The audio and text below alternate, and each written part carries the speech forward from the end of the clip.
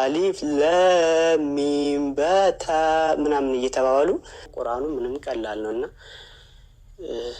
እዚያም ደግሞ ቁርአን ምናምን ቀርቼ ጨርሼ ነበር ማለት ነው። አሁን ቁርአን ቀራ ነበር ወይ ማስቀራ ነበር ማለት ምን ማለት ነው? እስቲ ለኛ ተገቢ ነው ማለት ሳይሆን እንደው ቁርአን እንዴት ነው የሚቀረው? ቁርአን ማለት አሁን ተምሮ ማስተማር እንደሚባል እኔ ከኡስታዞች ነው መማር። ኡስታዞች ማለት እንግዲህ የሃይማኖት መሪዎች ዋናዎች ናቸው።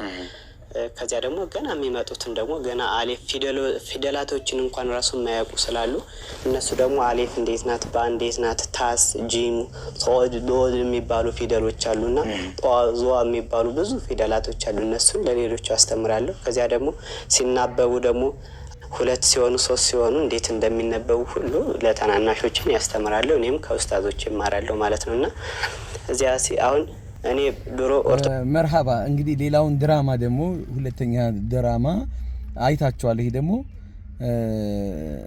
ያው ሰልሙ እንደነበረ ኡስታዝ እንደነበረ ኹጥባ እንደሚያደርግ እንደነበረ ሰዎችን እንደሚያስተምር እንደነበረ ምናምን ለማሳመን አሊፍ ባ የሚለውን ቃል አፍዞ መጣ፣ በጭንቅላቱ ሸምድዶ መጣ። ከዛ አሊፍ ላም ሚም ምናምን ነገር አንዳንዴ ደግሞ ያው ራሱን በራሱ አላህ ተዋረድ ሲለው ደግሞ አሊፍ ላም ሚም እነዚህ ፊደሎችን ሲሰፉ ደግሞ እንደዚህ ይመስላሉ ብሎ ለመናገር የሞከረበት ለማሳመን ለመግለጽ የሞከረበት መንገድ እጅግ በጣም የሚያስቅ ሆኖ ተገኝቷል። አላኩል ያህል ምንድነው እስልምናን መልእክት ማስተላለፍ የፈለኩት እስልምናን መምሰል ቀላል ሊሆን ይችላል፣ መኖር ከባድ ነው። አላህ ያደለው ሰው አላህ የመረጠው ሰው ካልሆነ በስተቀር እስልምና መኖር አይችልም።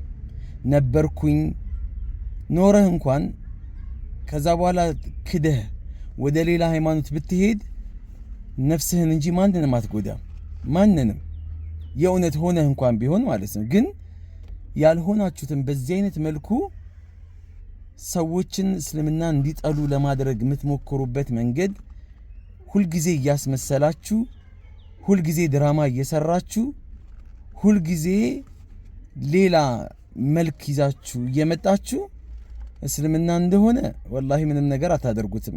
ራሳችሁን የራሳችሁ ሰዎች ይታዘቧችኋል። እኛ አልহামዱሊላህ በድራማ አይደለም የምንኖረው፣ በእውነቱ ትክክለኛውን እስልምና ትክክለኛውን ህይወት እንኖረዋለን። እናንተ ድራማችሁን ትቀጥላላችሁ።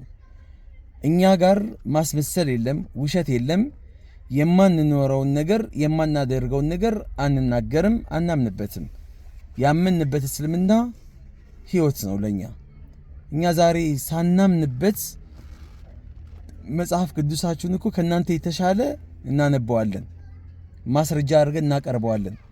እናንተ የኛን ወይ እኛ መጽሐፍ ቅዱስ እንደምናቀርበው ማቅረብ አትችሉም። እንደው ትንሽ እንኳን መጠጋጋት እንኳን ብትችሉ እኮ ጥሩ ነበር። ለማንኛውም ማስመሰል ወላሂ አያዋጣችሁም። መስላችሁ እየኖራችሁ እስከ መጨረሻ ድረስ የውሸት እየኖራችሁ የእውነት ትሞታላችሁ። ሞት ሳይቀድማችሁ እስልምናን ብትቀበሉ ይሻላችኋል። ይሄ ምክሬ ነው። ከድራማ ይልቅ እውነታውን ኑሩት። እስቲ እስልምና ላይ ኑሩና ግቡና እውነታውን ለመኖር ሞክሩ። ብዙዎቻችሁ በእንደዚህ አይነት አጭበርባሪ መምህሮቻችሁ አማካኝነት አልহামዱሊላህ ሰዎች ወደ እስልምና እንዲማረኩ እያደረጋችሁ ነው። ቀጥሉ እናንተ፣ እኛም ትምህርታችንን እንቀጥላለን። ሰላም አለይኩም ወራህመቱላሂ ወበረካቱ።